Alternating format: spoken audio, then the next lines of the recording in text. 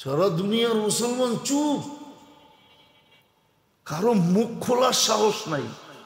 অথচ 200 কোটি, অথচ 250 কোটি, অথচ সমস্ত চাবিকাঠি যাদের হাতে, সমস্ত চাবিকাঠি দুনিয়ার যাদের হাতে। আমি অস্ত্র বলতেছি না, অস্ত্র বড় জিনিস না, আমি একটা একটা দেখায় দিতে পারবো। সমস্ত চাবিকাঠি মুসলমানের হাতে। দুনিয়ার 70% সম্পদ, এর আগেও বলছিলাম, মুসলমানের হাতে।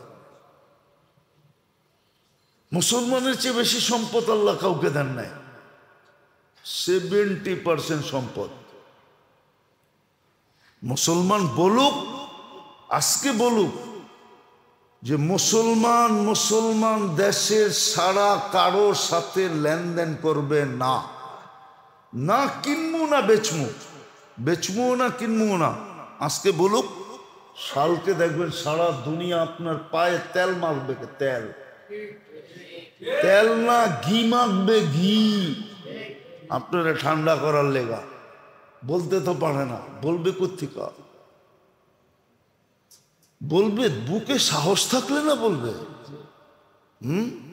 বুকে সাহস থাকলে না কোত্থেকে বলবে? সাহস থাকলে না বলবে, সাহস তো নাই। সব তো জালেম,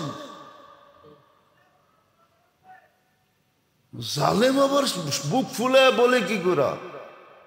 মুসলমান সব জালেম, আমরা জালেম সব, যার কারণে আমাদের বুকে শক্তি নেই। তাহলে মুসলমানের ঘরে ব্যবহৃত কাপড় এত আছে, 20 বছর কাপড় না কিনলেও কোনো কাপড়ের অভাব হবে না। নাই আপনাকে আলমারিতে এত কাপড় ব্যবহারের?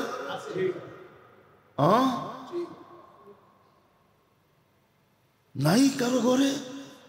কার গণ নাই 2-4-5 বছর চলবে? যদি কাপড় নাও কিনে তারপরও সিলাইয়া পড়তে হবে না। সিলাইয়া বোঝেন? আগে যে পুরান কাপড় ফেরা গেলে সিলাইয়া পড়তো না, এরকম সিলানের প্রয়োজন হবে না। এত কাপড় তো সবার আলমারিতে রাখা আছে ব্যবহৃত। খালি বলুক না 5 বছর কিনবো না বেচবো না, অফ হয়ে গেলাম। মুসলমানের কাছে তো ওয়াই আছে। আল্লাহ রসুল সকালে এসে জিজ্ঞাসা করতেন ঘরে কিছু আছে নাস্তার জন্য? আম্মা জানরা বলতেন কিচ্ছু নাই, কয় রোজা। মুসলমানের তো রোজার রাস্তা আছে। আমরা তো একবেলা খায়া অভ্যস্ত, একবেলা খায়া থাকতে পারবো না? পারবো না? না পারবো না? সোয়াব তো পামু না? পামু না? না পাবেন না? তাহলে মুসলমানের চিন্তা কি? ওরা তো একবেলা খায়া থাকতে পারবে না। দেখেন না পেপারে কিরম লেখা হইতেছে, না খায়া মরবো, এটা হইব ওইটা হইব। কয়েকদিন ধরে কলকাতা যায় না বাঙালি। দেখেন না চিল্লানি শুরু হয়েছে না? না হয় নাই? এখনো বুঝেন না? কলকাতা কয়েকদিন ধরে বাঙালি যায় না, 6 মাস ধরে, কয়েকদিন ধরে যায় না। যারা দেখেন মাক্ষি মারে, মোচে ঘি লাগানো সবাই বন্ধ হয়ে গেছে। না বন্ধ হয় নাই? আগে মোচে ঘি তাও মাইরা আইতো, ঠিক না? আর মনে করতো যে আমাকে উপরে এহসান করতেছে, ঠিক না? দোকানে গেলে এরকম ভাবলই তো মনে হয় যে ফ্রি দিতেছে, ঠিক না? হ্যাঁ, এক কথাতে 2 কথা কইলে চলো ইহা সে বাড়ি করে দিত, ঠিক না? রাব ব্যবহার, ঠিক না?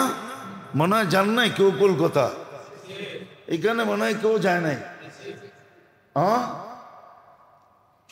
রাব ব্যবহার কি? আর এখন 6 মাস ধরে যায় না। গায়ের চর্বি কমে গেছে গা 6 মাসে। এখন তো নিজেরাই কাঁদতেছে, আরো 6 মাস বন্ধ রাখেন না। একটু আত্মমর্যাদা নিজেদের ভিতরে সজাগ করেন না, একটু সজাগ করেন আত্মমর্যাদা। যেমন না ওই জিনিস তো আমাদের দেশেও পাওয়া যায় না? পাওয়া যায় না? হ্যাঁ, কি পাওয়া যায়? আপনি ভাবেন মানে ভালো? হ্যাঁ, কি মনে হয় বোঝেন নাই? মানে ভালো না, চকচকে ভালো। আমাদের থেকে ওদের মাল চকচকে বেশি ভালো, কিন্তু মানে ভালো না। আপনি ভাবছেন আপনারে ভালো মানেরটা দিব, ঠিক না?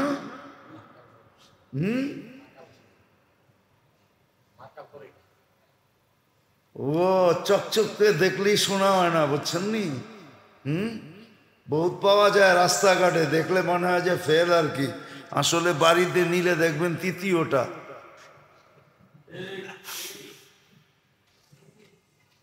তো যেটা বুঝাইতে চাইলাম, মুসলমানের হাতে চাবি ছিল, এখনো আছে।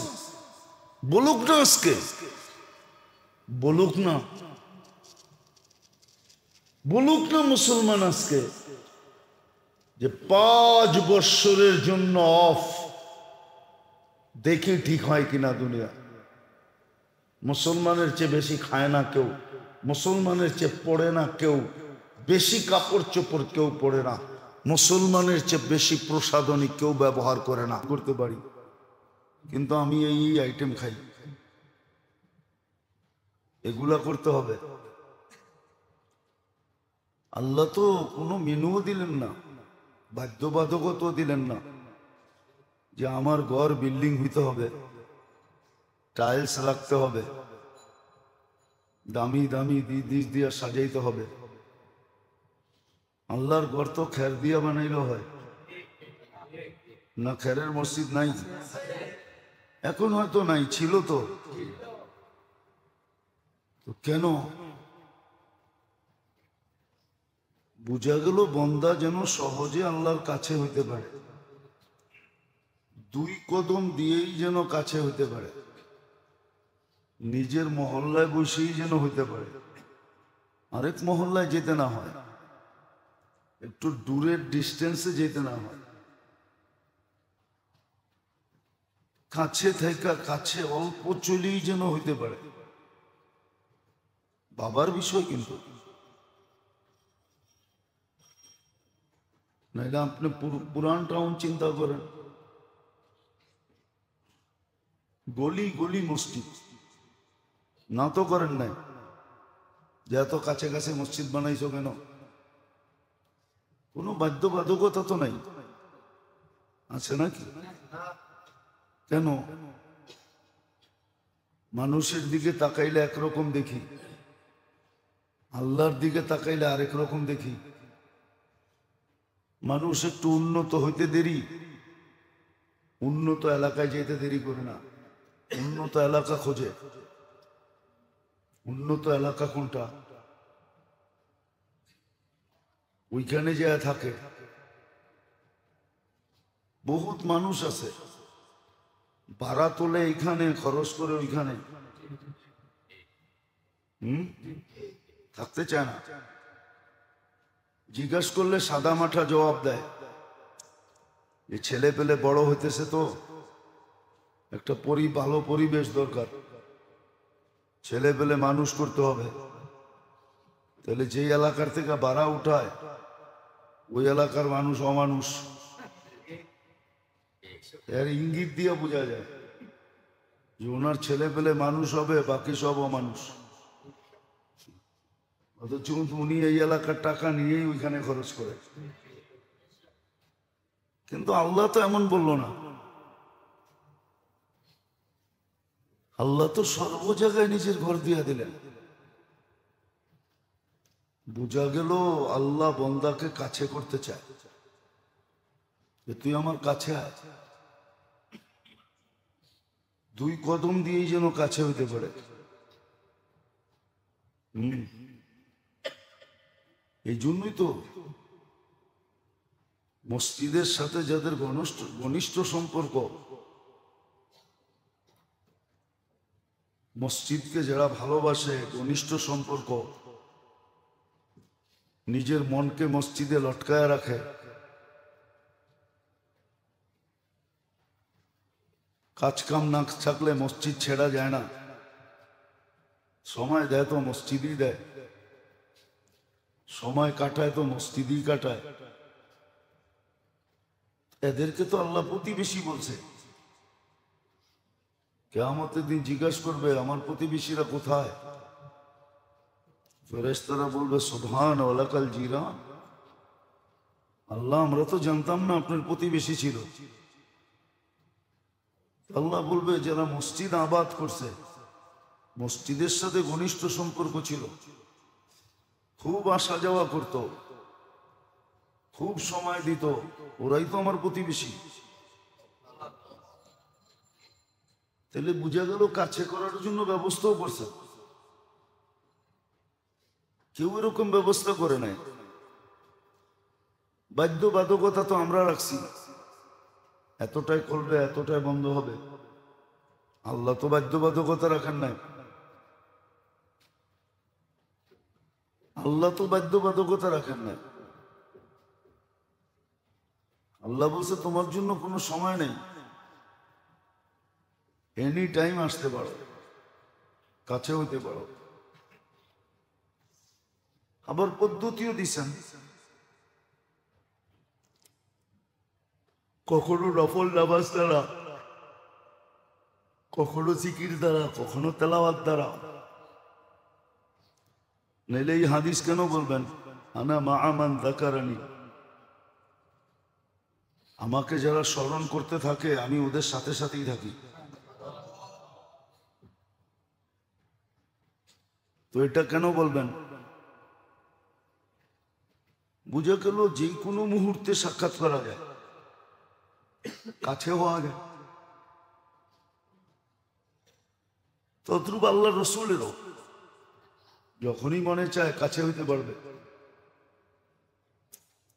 আছে বহুত মানুষ এরকম কাছে যে ডেলি দেখা হয়, ডেলি না হলে সপ্তাহে হয়, সপ্তাহে না হলে মাসে হয়, মাসে না হলে বৎসরে হয়, বৎসরে না হলে জীবনে তো হয়ই হয়। আছে এরকম লোক আল্লাহ রসুলকে স্বপ্নে দেখে।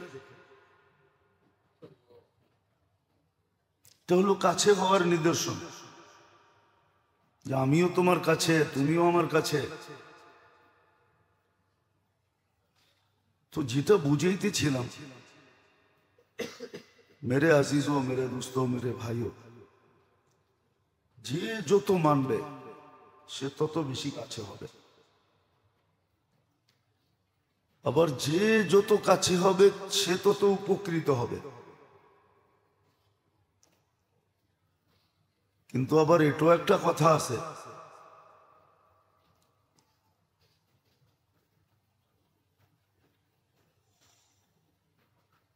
নখরা কিন্তু কাঠের মানুষের সাথেই হয়। নখরা বোঝেন? এটাকে কি দিয়া বুঝাবো? কাছের মানুষের সাথেই যত ধরনের ভালোবাসার মহামেলা আছে, ব্যবহার আছে, ওটা কাছের মানুষের সাথেই হয়। এই জন্য হাদিসে আছে আল্লাহওয়ালারা যখন আল্লাহর কাছে চায় তো জিবরিল আলাইহিস সালাম বলে আপনার অমুক প্রিয় বান্দা চাইতেছে। মানুষ কিন্তু ভালোবাসা লুকায় রাখতে চায়। কিছু ভালোবাসা আছে এটা কি চলে, গোপনে গোপনে চলে, বেশি একটা প্রকাশ করতে চায় না। কেননা প্রকাশ করলেই সমস্যা, হয়তো ইজ্জত যাবে, মান সম্মান যাবে, মানুষ খারাপ বলবে। আল্লাহ কিন্তু ভালোবাসা লুকায় রাখে না। যেই বান্দাকে ভালোবাসে এটা ওপেন করে দেয়। প্রথম জিবরিল আলাইহিস সালামকে ডাইকা বলে অমুকের সাথে ভালোবাসা, তুমিও বাসো। এরকম উপর থেকে এলান হইতে হইতে হইতে জমিন পর্যন্ত আসে। জমিনে এলান হয় ইন্নাল্লাহ ইউহিব্বু ফুলান, জিবরিল ইউহিব্বু ফুলান, আহলুস সামাওয়াতি ইউহিব্বুনা ফুলান। আল্লাহ অমুককে ভালোবাসে, জিবরিল আলাইহিস সালাম বাসে, আকাশওয়ালারা বাসে, জমিনওয়ালারা তোমরাও বাসো। ফায়ানজিরু লাহুল কবুল, সৃষ্টির মধ্যে তার গ্রহণযোগ্যতা ছড়ায় দেওয়া হয়। এর জন্য হাদিসে আছে, বললাম না, এটাকে উর্দুতে বলে নখরা। মানে ভালোবাসায় ছনছন করা আর কি। ছনছন বোঝেন? ভালোবাসা। আল্লাহর ভালোবাসার বান্দা যখন চায়, এই জন্যই আপনি বলবেন নামাজ পড়লাম, চাইলাম, দিল তো না। হতে পারে আপনি ভালোবাসার পাত্র, জিবরিল বলে আল্লাহ অমুক ভালোবাসার পাত্র চাইতেছে, আল্লাহ বলে দিও না। কই কেন? কয় আওয়াজটা ভাল লাগে, দিলেই তো বন্ধ হয়ে যাবে। চাওয়াটা ভাল লাগতেছে, চাওয়াটা চাইতে দাও। দিবে না যে এরকম না, দিবে, কিন্তু চাওয়াটা লম্বা করে দিবে। আবার যখন দুশ্মন চায়, জিবরিল আলাইহিস সালাম বলে আপনার দুশ্মন চায়, কি করব? আল্লাহ বলে জলদি দিয়া দাও। কয় দুশ্মন তো চাইলো আর দিয়া দিলাম, ওর তো ব্যবসা জমে যাবে। মাইসে দেখবো চাইলি দিয়া দেন, তো মাইসে বলবো যে হয়ে গেছে।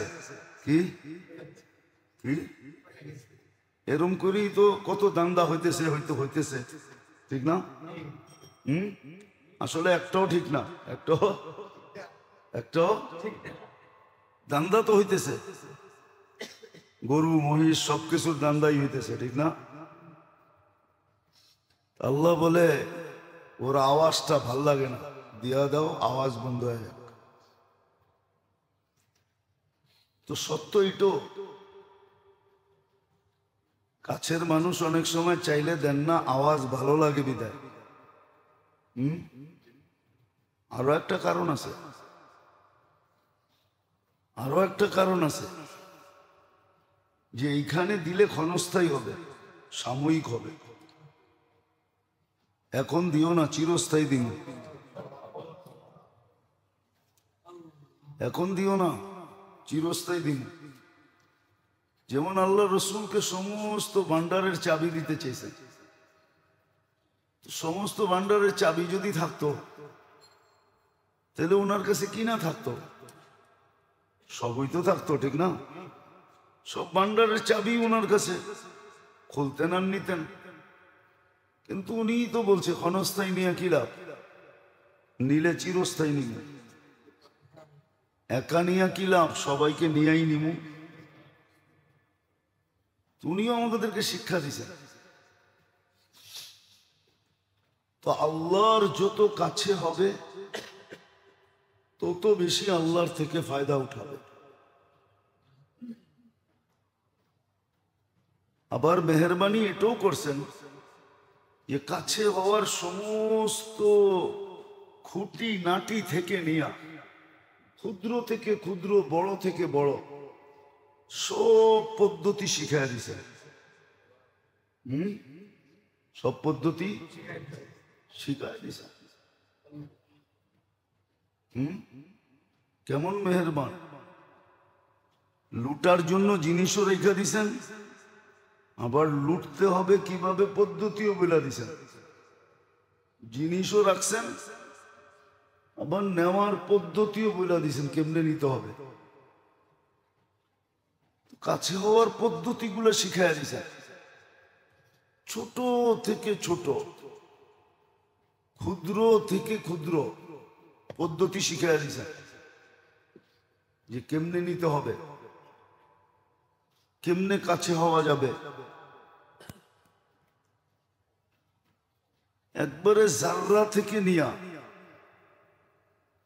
নাইলে কেন বলতেন ওমাইয়া আমাল মিসকালা যাররাতিন খাইরান ইয়ারা। ক্ষুদ্র থেকে ক্ষুদ্র পদ্ধতি আর বড় থেকে বড় পদ্ধতি, সহজটাও শিখাই দিছেন, কঠিনটাও শিখাই দিছেন, সব শিখাই দিছেন কেমনে কাছে হওয়া যায়, কি করে তুমি কাছে হবে। গরিবরে শিখাইছেন দারিদ্রতার ভিতরে থেকে কি করে কাছে হওয়া যায়, ধনীকে শিখাইছেন, রাজাকে শিখাইছেন, প্রজাকে শিখাইছেন, সবাইকে শিখিয়ে দিয়েছেন কেমনে কাছে হওয়া যায়।